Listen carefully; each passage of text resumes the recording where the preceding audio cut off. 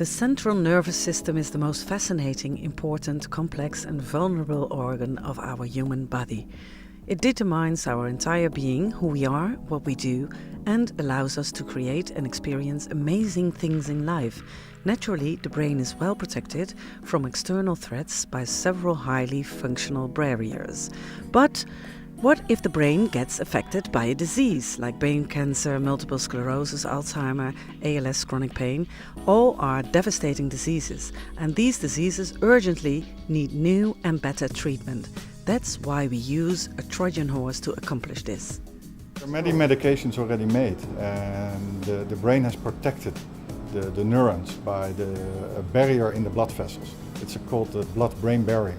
And all the medications that are there today, they don't simply get into the brain because that barrier keeps them out. Is there a solution to get medicine into the brain? So what we've used is an existing drug, and then we coated that drug with a compound that the brain needs. The brain needs an antioxidant to protect himself, and we coat that around the drug, and then suddenly it shuttles the drug in as well. Well, does this method work with any medicine?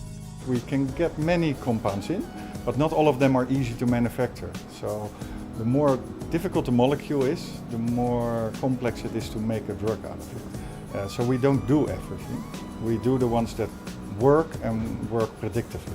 And how important is safety with this method? Safety is a key question for all drug development, but especially for brain.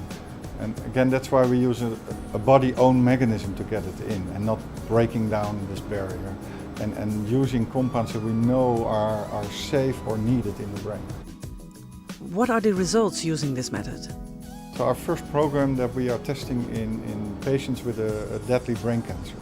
And it's a chemotherapy that we know that can work in the brain if you get enough of the chemotherapy in there. And that's a product that we make, and we test that now in patients, and we see them respond.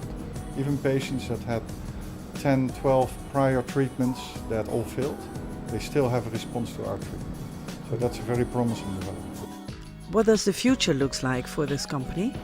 Yeah, the future for this company looks quite good now, because we have two products that we know that our technology can handle, and now we need to find the very good combination with other medications to treat more brain diseases. And that's what our lab is doing and what we can do with our compounds. And we are really proud at our researchers who are working for years at this project and now are bringing the results into real life.